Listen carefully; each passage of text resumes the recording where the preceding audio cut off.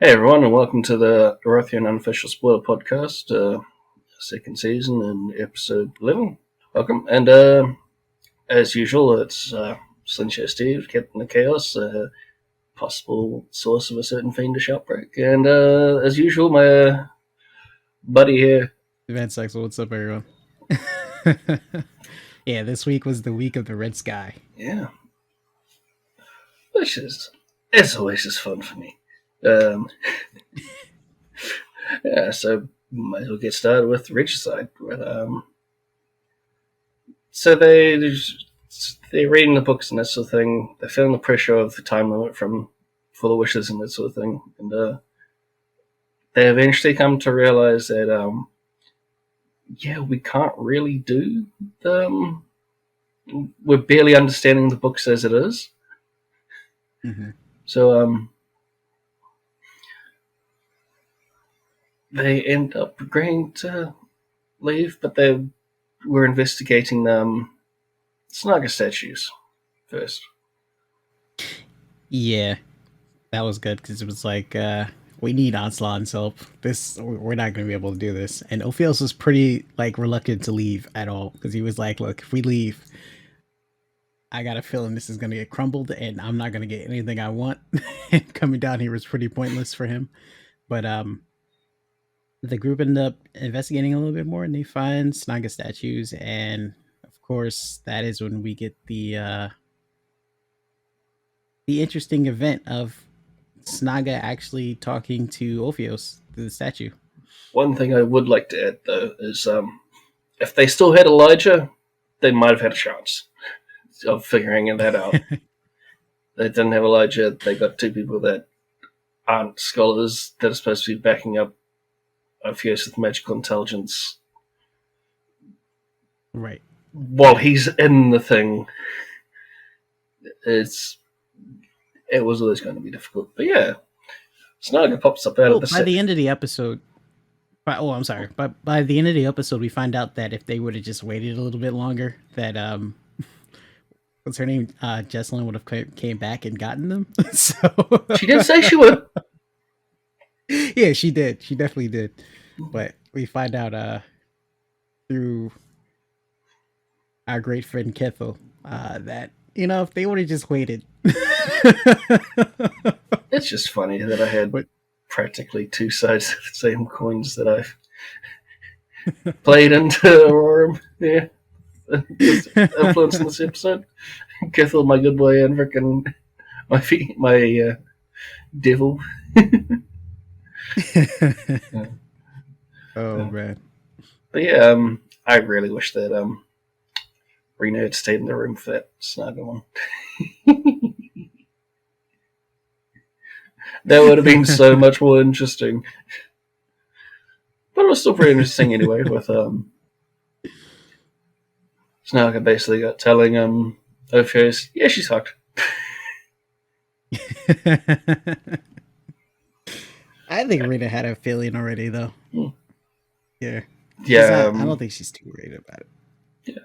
I'm pretty sure I had a pretty good feeling from all the chat. Well, I meant the other Rena the Destroyer, the fictional one. But one important thing though, and I want to see if this actually comes into play later, is that they ended up taking one of those giant glass containers that Ophios, I think it's the exact one that Ophios got regrown in. It's just got a hairline crack on the outside layer of it. Yeah. But yeah, they ended up taking that one with them. Using the portable hole, which was very interesting. So I want to see how that comes into play. It's still so funny that they kept the baby in the hole. The undead creature. I believe we were asked to refer to it as the undead creature from now on. Yeah. But yeah, the freaking Saga telling Ophios that you're definitely dealing with a devil, and some of the things you can know about dealing with devils and that sort of thing. And like, as long as you aren't making the wishes, as long as you aren't the one with the deal, you should be fine. Right. Which, unfortunately for Rita, a little late for that. But it did also lead to a little spark later on, whereas it definitely seemed a lot of like, okay, stop telling me what to do with these wishes. Like, it's my life that's on the line, so I'm the one that's going to make the fucking wishes. Right. At least that's what it came across as. No, I agree with you. Rena definitely got annoyed a bit, but I could kind of see where she was coming from, because with that discussion that she tried to have with Yondis, it seemed like she was trying to reach out and say, hey, look, I've been focusing so much on what Ophios wants all this time, and then it turned out that you, when you came back, you wanted the same thing, and I don't know what I want anymore.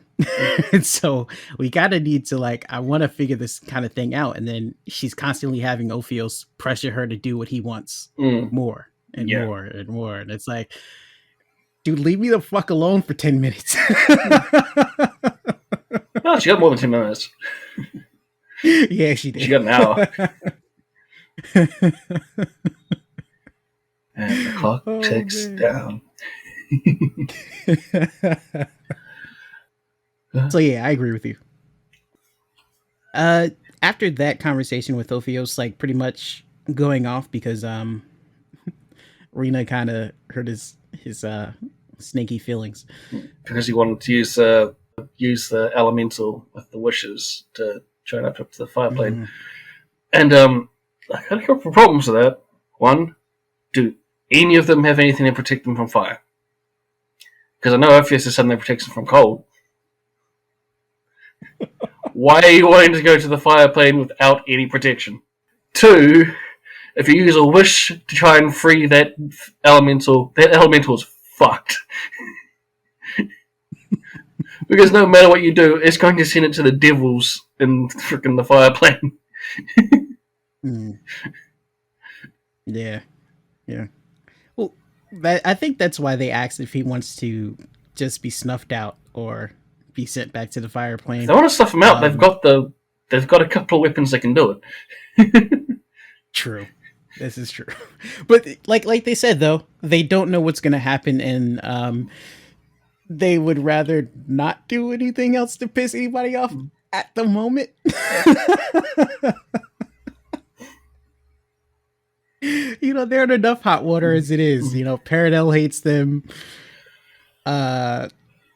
You know, Valorant is going to be a little upset because of what happened, as far as they know. They gotta need a couple more allies on their side, and Yondis definitely recognizes that, it seems like. So he decided, look, dude, I want to help you, but you know, right now is not the best time.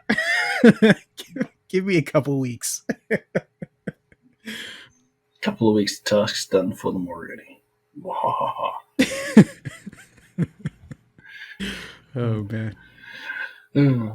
But yeah, there's that, and Rena and Yondis split off to check out Hood Gwen and see if there's anyone that can do anything about the certain ring that Rena picked up that won't leave her alone, that won't leave everyone around her alone.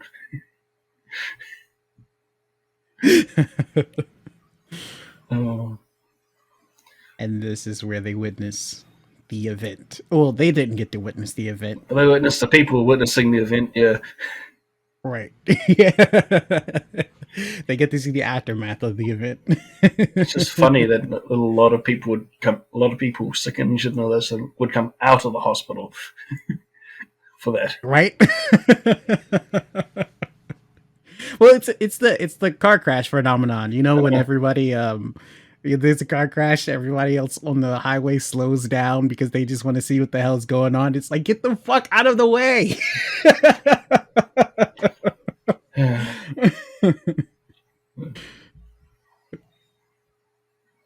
Oh man. But yeah, they ended up finding out that there was an extremely ominous event in the sky, and they began to put two and two together. Oh, it happened about an hour ago, you say? Around by the time we. It, Yeah, okay. Yeah. The event, of course, was a red sky with massive brimstone smell for a minute. traveling from west to east.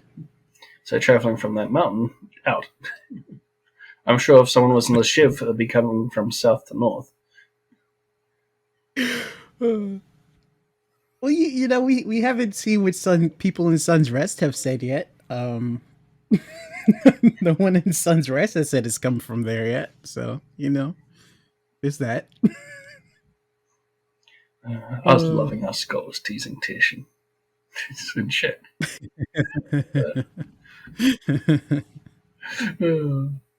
Tish is like, wait, what? What? Crystal has a form? Not, what? Stop, Scott, no! You bastard! No, it was fun to hear how he was in chat, how he's happy with some of the who became chosen and that sort of thing. Because apparently he had no idea. Yeah. Yeah. It was cool to see Regicide finally see who the new chosen, well, a few of the new chosen were. They got they were told that Kithel is a chosen and Elliot is a chosen. I don't know if they ever met Elliot though. I just don't remember. Because Elliot told Rena off for what she was doing with right. With what's her name? Right. Yep, crossover episode, yep. Okay. And Elliot and Nathan were the ones that let them use the teleporter before. Mm-hmm. Also, they popped up in the middle of negotiations between all three, which is Slumbering Queen, and this all fucking started. I mean, there was that, but I was saying like in episode if they ever met Elliot. But yeah, I did forget that happened during the crossover episode. So they end up meeting the Drowsy Duchess because the Slumbering Queen isn't in town, which has a couple of people wondering about where the hell the timeline is at the moment.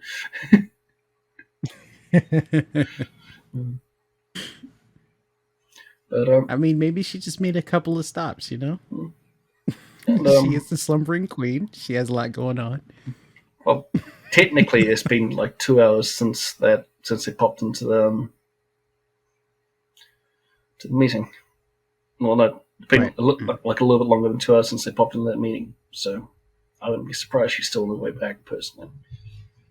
But yeah, they bumped into the Drowsy Duchess, and she took the ring off Rena's hand, and she's like, "You sure it's that easy? It's gonna pop back on there any second now." 2 minutes later, it's still not on there. Was there anything else? Yeah, it's like, why are you wasting my time? That's what it seemed like she was saying. Well, I mean, there's other patients to deal with as well. True, yeah. But it just seemed like the whole thing was like, why are you wasting my time? Of course, Scott explained it at the end. We just needed this ring to be gone at this point. Mm-hmm. It was funny at first, and now it's not funny anymore. 5e remove curse is the best way to do it. Yeah. And there's also a ban on bringing that ring back. True, yeah. Well, not just the ring. Any smelly thing. I think he said the smelly pinky, no smelly toe ring, none of that. So don't waste your points, people. And then they go back to the bank they're hiding in with the fire elemental, and Jonas has no problems except Rena. That poor guy. To be fair, I've done something similar in one of the Patreon games, but poor guy. Yeah, that's exactly what it reminded me of. I was like, well, I mean, there can't be that bad. She left him alive, at least. Except that when I did it, I was punching a guard that was trying to arrest us. Yeah. Oh. You probably should just brought him in the bank so he'd be one of the first people to be accused. Like, why are you in the bank at night? Well, They get as long as that barrel wasn't that full and the water wasn't going to go into the barrel, and he was in a rather uncomfortable position, but with his head at the top, it would have taken him a while to get out of the barrel. I mean, he would have eventually woke up, so we're good. Yeah. You know, just a couple of hours. Yeah. We did get a funny little I forget who said it, but we got a little funny timeline of his life. He got a bonus that day. He finally got paid. Oh yeah. And then Rena came along. And then afterwards, the employer wasn't that great. Like, wasn't going to, like, his paycheck got ruined by the water, and then the owner wasn't going to give him another one. Yeah, that whole montage is like, my life was going great until Rena came along.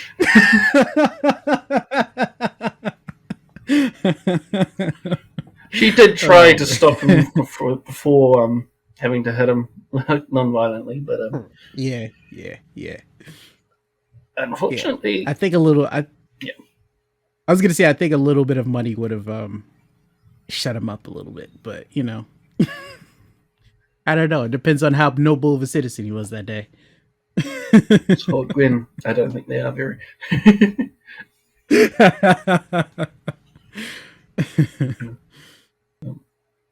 And so once they're back in the bank, they hear slow shuffling footsteps, and then they go hide. They can't. I think only Yonders can hear what's being said, and he can't understand a word of it. And so they're originally going to be sitting there until the voice goes away. And then they realize it's 2 hours, and they're like, "Oh no, we're not going to do that. We're going to get bored way too quickly." Yeah, we're gonna see what's going on. So that's when Yadis decides to go investigate and sees a rock man. I'm so happy that he underestimated Kithel's perception. And that Kithel rolled well. Yeah, true. There's that, and then there's also that the fire elemental basically told on them. But, you know, it's not the first time he's done it. So...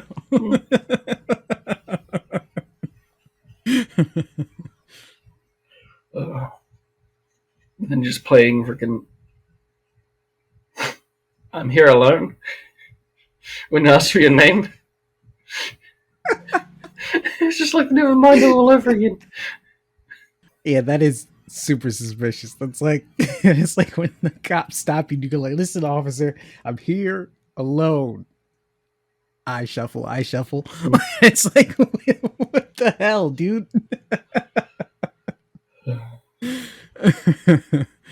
Oh man. Yeah. And Harkin and Kithel being able to read through the rocks and underneath and all the ground and everything to find out, oh, that's who you're with. Yeah, exactly. Can you please stop being an idiot? I don't want this to get unpleasant for anyone. Just please. Constantly. Like, what? No, it wasn't me. It seemed like he was getting some information from Sun's Rest also, but I'm not sure. Because like you were saying, it's only been 2-3, well, at this point maybe 3-4 hours since they were in the under Sun's Rest. Yeah, like seeing if the other elemental spirit noticed anything. Yeah. That leaves the water one to visit, I suppose, or if they haven't already done so. Ah, okay, yeah. If that's what they would have done if they hadn't bumped into Regicide. That's true. And then Regicide came along. Which is rather surprising and rather fortunate for them who they chose to confess to. Oh yeah. But I mean, I kind of thought they would because I know Rena. Well, the group seems to have had, because of Kithel's benevolence. They've always had a kinship like with him, especially out of other people in Valorant, other advisors in Valorant. It's like they won't tell other advisors stuff, but when Kithel comes along, it's like, hey, we like that guy. You know, Everyone likes the guy. he's got a mild, yeah, he's got a mild temperament, and even when something bad happens, he doesn't immediately throw us in jail. So we like that guy. Just Yondas is scared the shit out of him, scared the hell out of him. Is scared the hell out of from him. Oh yeah, he's a giant man with rock skin. Yeah. He just seems really freaking intimidating and stuff, but he doesn't want to fucking kill you. At best, he'll hurt you if he has to in order to get you to stop doing what you're doing. But he doesn't want to do any of that. He's not a violent person. He's literally had one violent outburst in all of Aurora so far, and that was when Leon died the first time. So we see. Oh, also, like you were saying, he's had, like, I think Scott was saying this is the second time his face has ever like shown concern. It's what the when they were confessing what happened under Sun's Rest to Kithel, and the whole "don't tell me they offered you 3 boons," and then they didn't say anything. They didn't tell him, but he got the message. I was waiting for Giannis to say something witty like, "Oh, so you've dealt with this situation before then," something witty. But they decided to go with the silent approach, so they got the message across.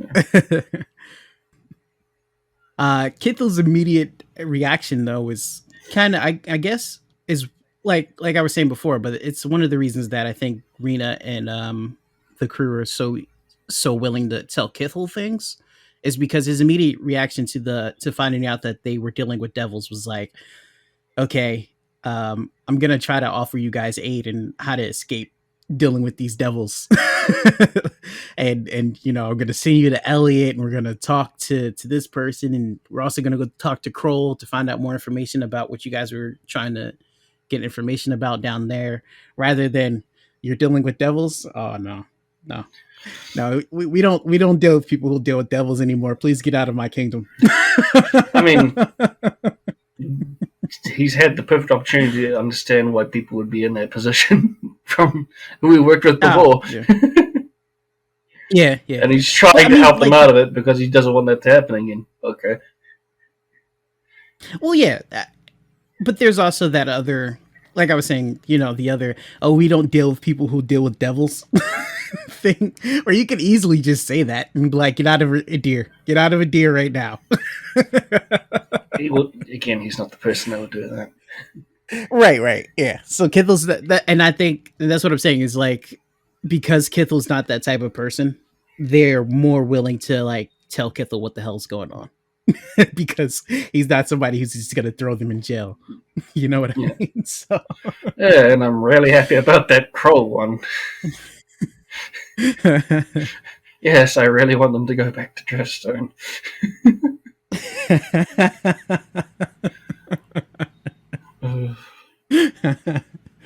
Oh man. Another thing is Ophios asks to go to the Mode of Fire because he believes that he can find something there.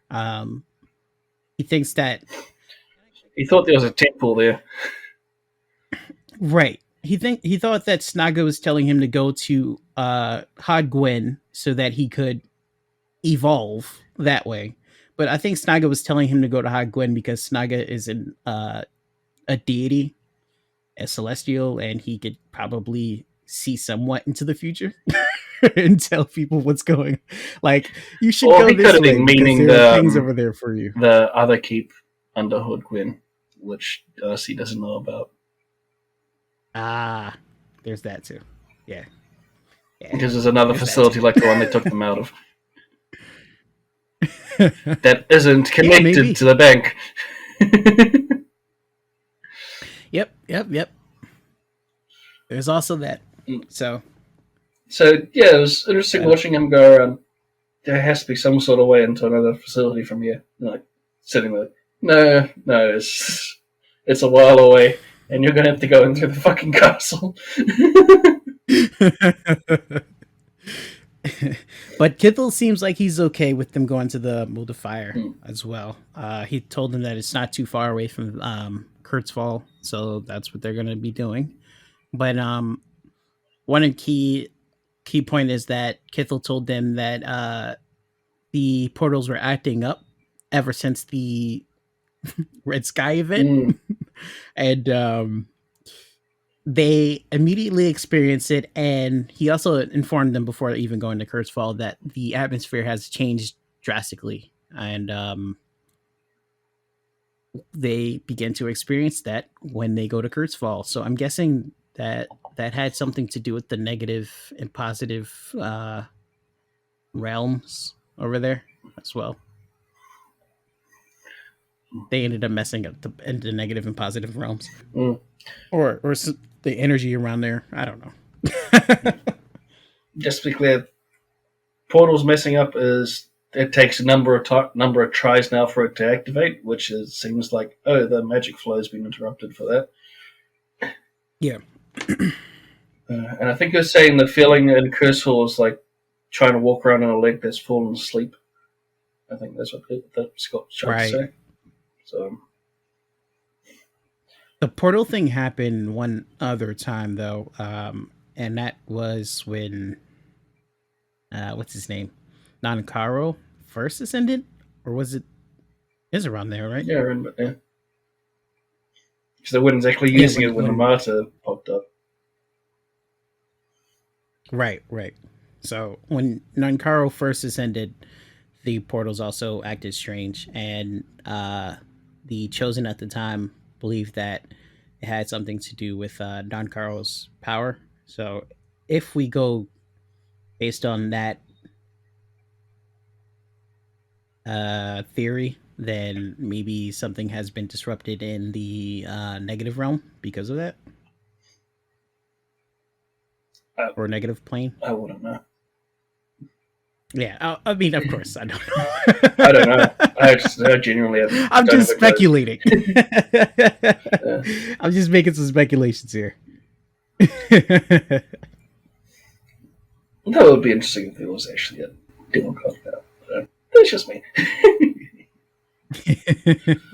Doesn't Regicide have the only chest at this point? And they've never taken it out since, so they can check the chest and see what's going on.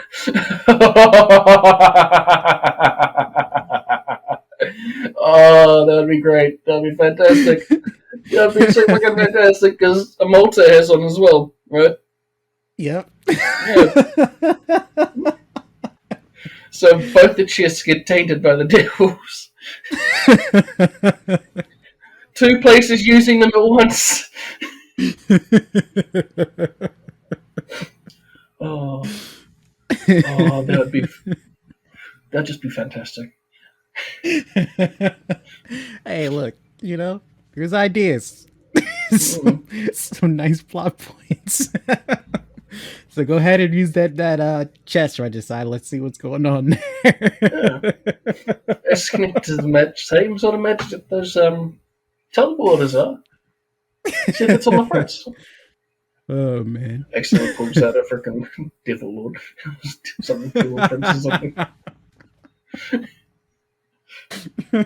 Oh hi! I don't see. Thanks for the door. All right, you want to move on to Walmarger? Yeah.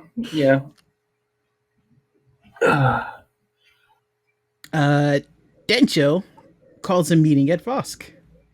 He decides to include Tencho, Tessel. I don't know why I said Tensho. So, A new ship, is it? I don't know if that's gonna happen after this episode. We'll see. Well, he tried. He's trying everything he did to try and save Tessel, but it didn't work. The love is there, but the will isn't.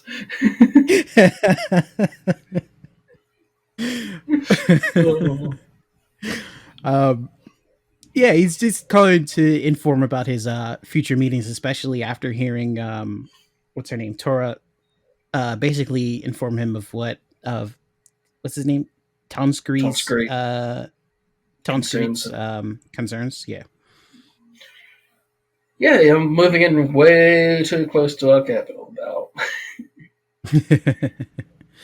Yeah, but Densho, so I'm sorry, Varix. Varix basically talks to Naren about that. He apologizes and tells him that he has no further plans on pushing forward north, and he's going to be trying to push into the Barren Lands to increase his territory. Naren Someone then doing his job. Yeah. Naren then goes on and says, "Hey, we're going to be pushing towards Eldamar, but we're concerned about the group to the north, so we're going to be trying to do some defending there before we push any further." And then Tessel says that he is worried about Throne. That's I didn't want to say Clan Steel, but that he's worried about Throne right now. But he's also going to be trying to clean up the area in between the groups. So they all go, "Yay! We don't have to worry about each other." He also plans to go on the offensive against Clan Theron too. Right. Yeah. So basically, the meeting was, "Hey, don't worry, we're not going to screw each other over." He also informs them about well, first Varix gives over some materials for Shadow to work with. Right. With from the Ashen Boar and trying to get something from the boar hide and maybe something from one of the tusks. And he tells Tessel that Joromon can spend as long as he needs to work with it, so that he doesn't, because there won't be another Ashen Boar. So spend as long as he needs to make it, so that he does not in any kind of rush and then screws up the material. I just like to imagine that there's like this wall of semi-okay Naginata in John's quarters. That's where they got all the pole arms for for Tessel's army. Is they spent all that time trying to make. Like he didn't fail making a Naginata, but he didn't make a masterwork. So, right. Every time he failed at Naren's Naginata, he just threw one into the pile for the army. So many failures. It was just so many failures. It was like every show he rolled to try and do it, and it failed. Yeah. It was just gone crazy. Even the show where he passed, he actually failed at first.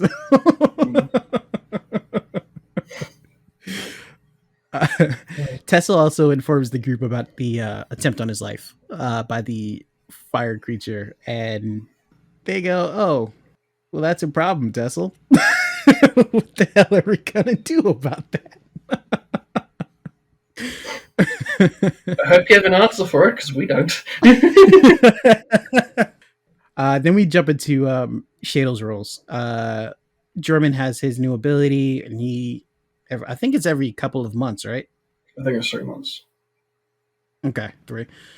He's able to forge something, and Tessel has him make a steel fireforged chain shirt for him.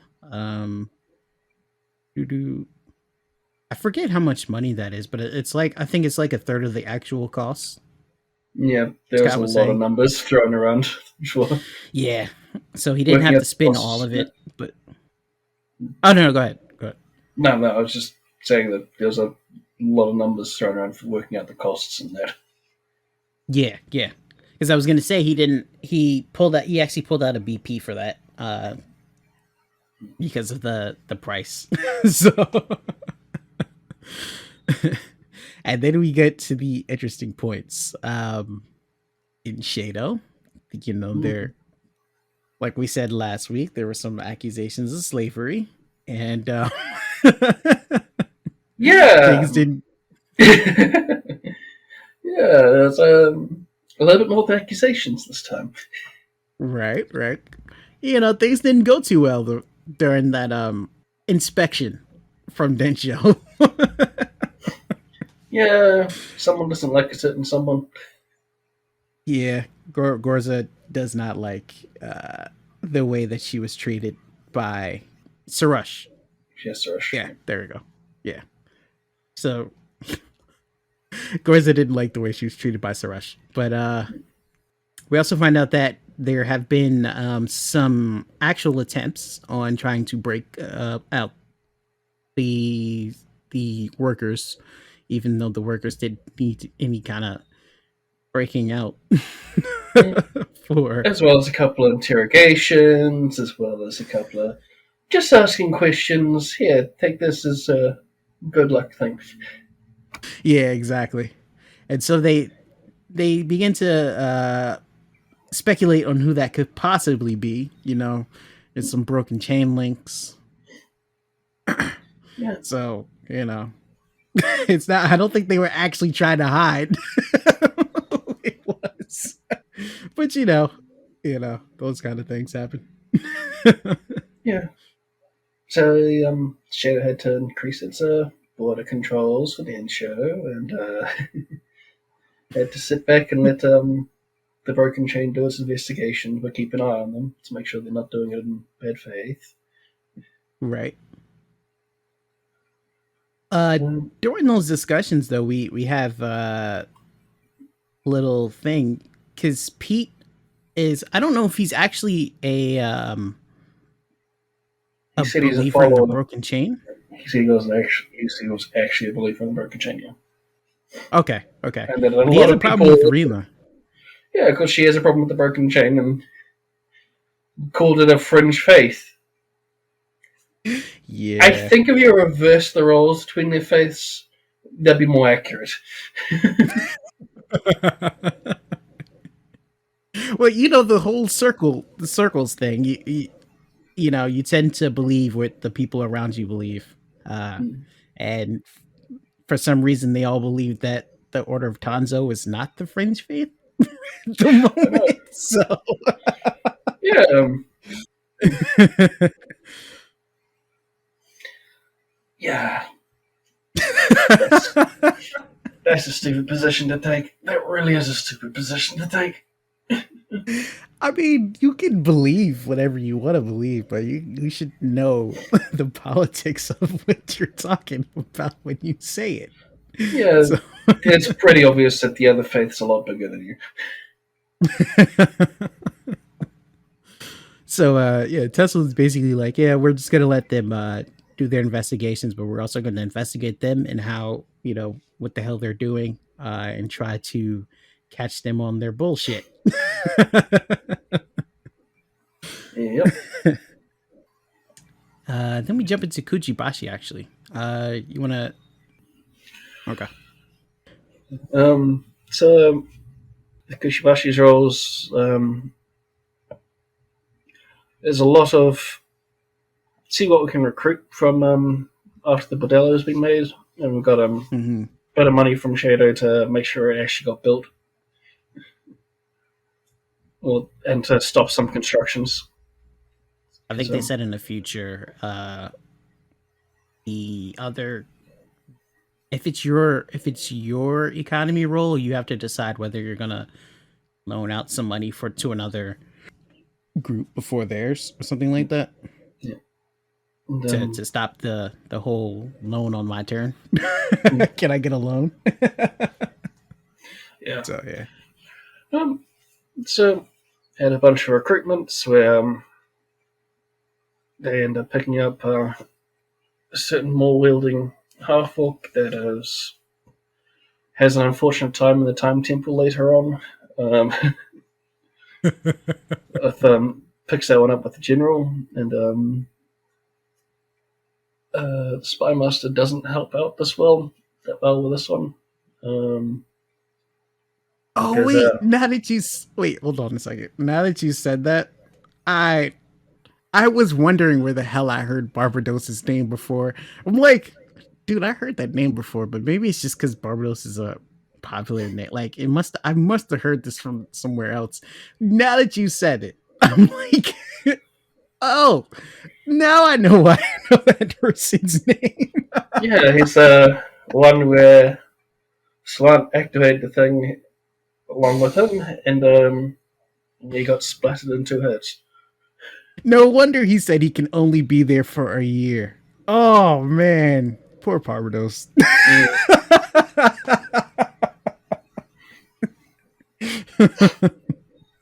Okay, let's Him going splat was a very good reason to run. Let me just say. Okay. Because Yeah. I was like, yo, I heard this guy's name before, but maybe it's just from somewhere else. Okay, thank you. Yeah. So that, and Charlotte's recruitment doesn't go so well. Everyone thinks that she's looking through the dregs in the Wood. So she doesn't, and considering it was a critical fail, there was a cost of loyalty. Yeah. That's unfortunate. And we also have a couple of events where. Oh, that's right. He still has a couple of events afterwards. Yeah, we only got to one because of the level of discussion that one actually took. Yeah, kind of understandable. Yeah, where Shadow cut where Cell sort of took over all of Nick's role, event role sort of thing, with his wanting to make a duel against the Broken Chain member that was there. Because Broken Chain turned up Kuchibashi offering to the same offer they make to everyone else with half price monastery. I forget his name. Who's the one who worships Lady Arville? I know it's apparent, but I just forget the. No, it's the halfling, the Eric. The halfling. Okay. Yep. It's Eric, right? Yep. Yeah. So, yeah, Narin. So the Broken Chain chick comes and she's offering Narin the monastery. And he declines, but not because he disagrees with the Broken Chain in particular. It's just because he doesn't want any state religion or state funded schooling backed by religion. Yeah. He did it a lot better than Tessel did when it came to declining. Right. Yeah. A lot better. Because she immediately understood and she was like, listen, I understand where you're coming from, but there's got to be some way I can weasel my ass in here. So, and he's saying, not at the moment, rather than completely, no, we've got our own thing here, fuck off. But then Shilka speaks up and he's like, listen, you've been sabotaging Clan Shadow along with Clan Theron, and that's Theron. Yeah. Look, I had to say it like 4 different times. Yeah. I'm only saying it like that because I have some background details to work with that thing. Oh, okay. So it's Theron. but yeah, you've been sabotaging us with Clan Theron, and there's a we know you're doing that, and let's just say Tora decided to to put Shoka's pride on the line for that one. Yeah. So yeah, there's going to be a duel, and then finally Nick can get back to his other events because he still has a couple more waiting for him.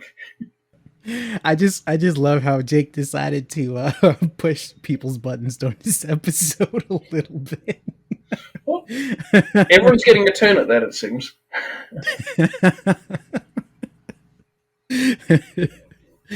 Oh man. But yeah, next episode they're gonna be clashing it out a little bit. We'll see if that actually happens. But I know that Cell's gonna be probably statting out Shoka at the moment. So we'll see. It's a pity that he does that is considering what was available to create in for advisors and that something. I don't think that person's going to be a swashbuckler like him. Yeah.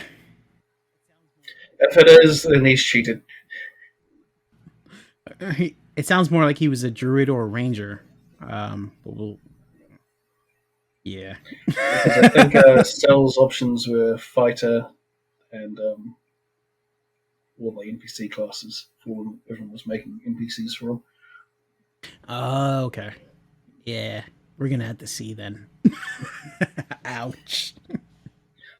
I mean, it sounds like she's gonna be doing some damage anyway. So. But In-Clime, jumping into In-Clime, let's do that real quick. So I got a little Neil pointed out the fact that I used Mollywop during Regicide's segment last week. Listen, last week a little bit of my inner circle came out where you like I guess a couple people do this, but I will get extremely not professional, but like I'll use different vocabulary depending on who I'm around or what group I'm around. And last week that was a little bit of my inner circle vocabulary came out. And Mollywop is what my friends and family we used, well, like my family as in like my cousins and stuff, we would use that during like video games, like fighting video games and that kind of stuff. And if you look it up on on Google, it pretty much explains what Mollywop means. It's just like someone punching the shit out of you. Yeah, I've heard it before out here. So. Yeah. So I was like, is it really that weird? Oh man, maybe I did just poke out a little bit too much. I didn't even realize I said it until I heard it back on the recording. So I mean, like I said, I've heard it before, so it wasn't strange to me. Like I've heard it before for other people out here. Right. So it's just funny what people haven't heard of. Yeah. That's what I was thinking when I seen it in Discord last week when Neil pointed it out. But I was like, maybe he's just laughing at the fact that they said that how easy Regicide takes out all his enemies. But oh well. So there's a little bit of explanation on where that came from. It's just the gamer. It's just another term for pwned, but older. But there's that. So getting back to In-Clime. Yeah, well, we have a Galen seeing someone with a interesting skin and moving patterns and things like that on them, and I was like, "Is that a sylph at first?" And then the pattern colors were all different. I'm like, that can't be. There's a bunch of things that could be, but I can't put a finger on it. I was interested in that. I was confused. Yeah. Not that anyone actually interacted with said person, but when Galen got a chance to bring it up, he decided not to because he didn't want to be disrespectful, and he didn't know how common the skin pattern and the person's like features were in this area of Paradise. I originally thought it was the slime girl. He's talking about the skin before they got to the pattern part. I was like, the slime girl joined up with the military? Oh, never mind. No, the patterns are wrong. Yeah, that was weird. But the group ends up going into Arad, I believe the name of the town was. Yeah. Okay. Which is pretty much it's not on the edge of Paradel and the Barren Lands because there's another town there, but it's pretty damn close. Yeah. And they end up meeting with the CW Centurion of War, Vistra Delan.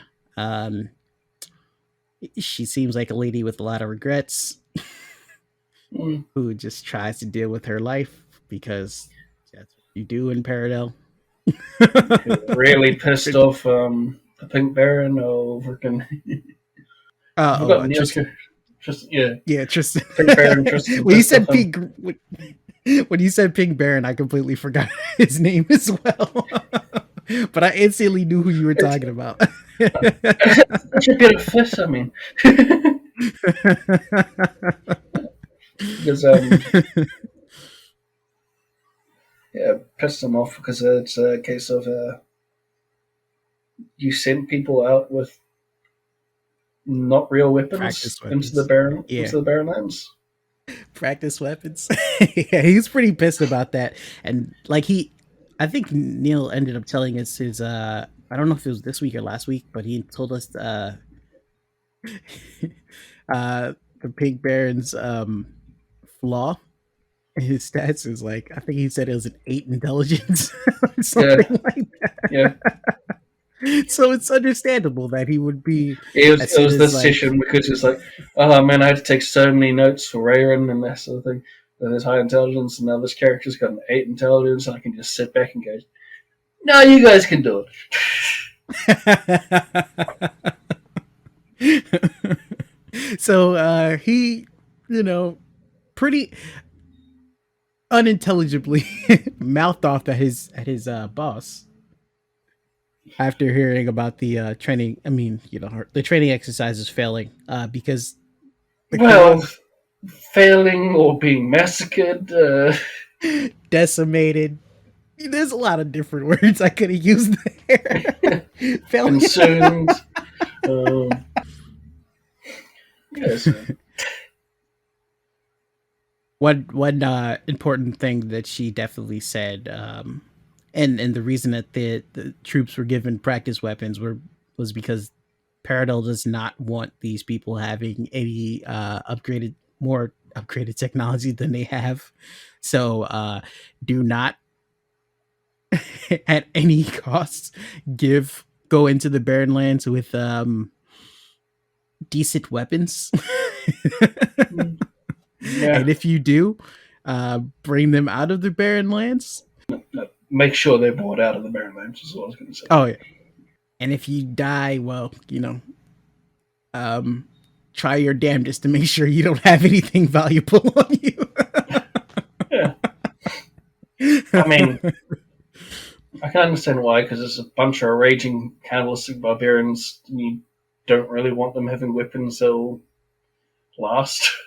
You want them to have weapons that'll break, because then you actually have a chance of killing them.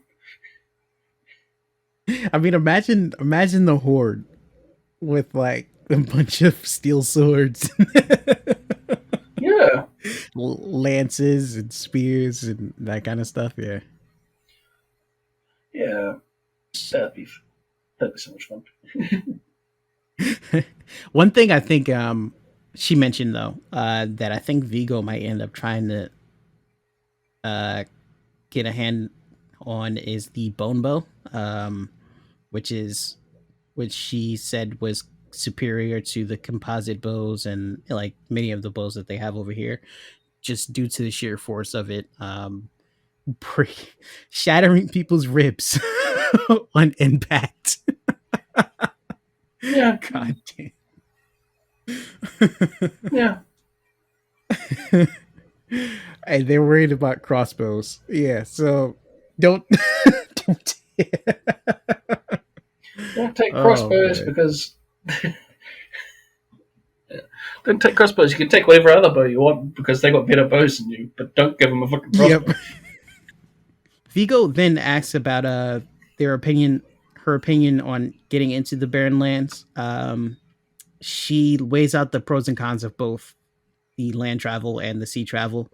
They decide to go by boat because they have a lot of equipment, and she informs them that because they're going by boat, that the ships have a container of oil on, and should anything happen, like the orcs being overtaking the ship, that it is to be destroyed. Yeah. Immediately. High risk way, because if anything happens to the ship, it reflects back on Vigo. Yep.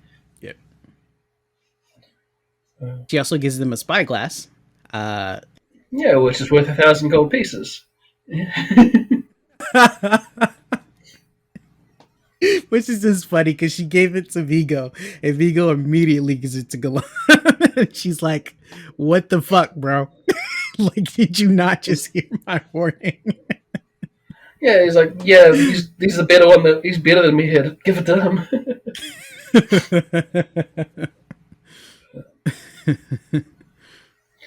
I know my men. So that was what he said. Yeah, that's what he said. But she was still like, "What the fuck? You're the one in charge. I expect you to have it, or at least give it to him in like secret."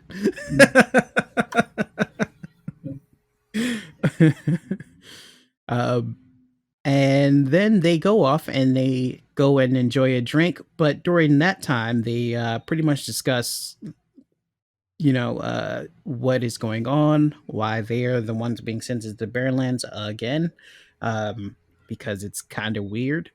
And then all of a sudden, the Tristan, drink starts smelling bad. Yeah. Tristan is mouthing off at this point about, it's stupid that they that they sent recruits off into the Barrenlands with crappy material and all that kind of stuff, and he's pretty much raging about the loss of life that Paradel seems to lack caring for. But that is when the Red Sky event happens once again. Yeah, well, considering as Regicide's also seen it, but we also had a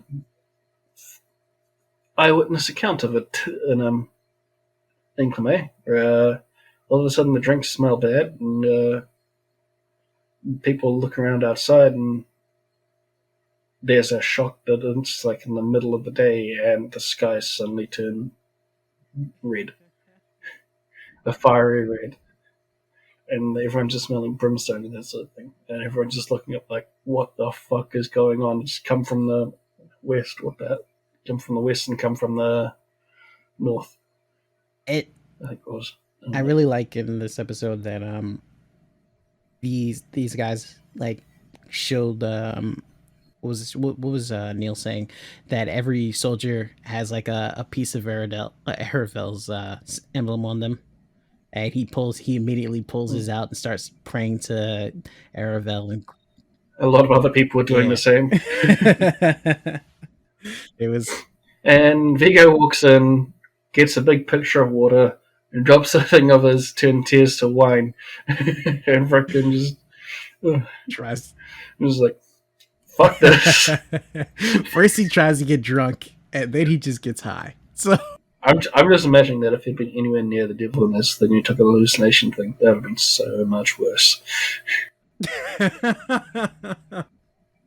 Oh my god, man. I can't even imagine. If he had any idea that it was a devil thing, it's just like the pictures that get pulled up for the hallucination would be just fucking. Can you imagine hallucinating with an actual devil in front of you? I can't. I imagine that it really, really, really wouldn't. Because these fuckers can already get inside your head. Right? Oh, man. And now your head's so much easier to get into. Yeah, they all go through a crisis moment during that time, but they get through it. Especially They all join Vigo in drinking. And only one of them realizes that Vigo's enjoying something else too. The next morning they go and they ask the CW about it. She doesn't know anything. She says she's gonna research it on it more, and then the group heads out to the Barrenlands. Heads up onto a boat and ruins a teaching moment for the CW because Yep. they had two of them have horses and one of them has a mule, and the mule does not go on the boat easily. And she tries to go, this is why we use horses, it's so much easier. And then he's like, did you see the fucking sky? Of course there's going to be fucking problems with the mountains. I like that Neil actually played into that, because for a second I was like, wait, why the hell is he? And then I remembered the 8 intelligence mark, and I was like, yes, someone with 8 intelligence would do that, wouldn't they? They wouldn't realize that maybe this isn't the best time to be talking about this and I should shut up. Well, he already doesn't like the person. True, yeah. I wonder what his wisdom is. Class? I think he has a positive charisma. Yeah, I think the charisma is. I don't know what his wisdom is though. Maybe that's why he acts so dumb sometimes. Oh well. Yeah, that's pretty much where the episode ends, and they announced that Neil won't be with us for 4 weeks.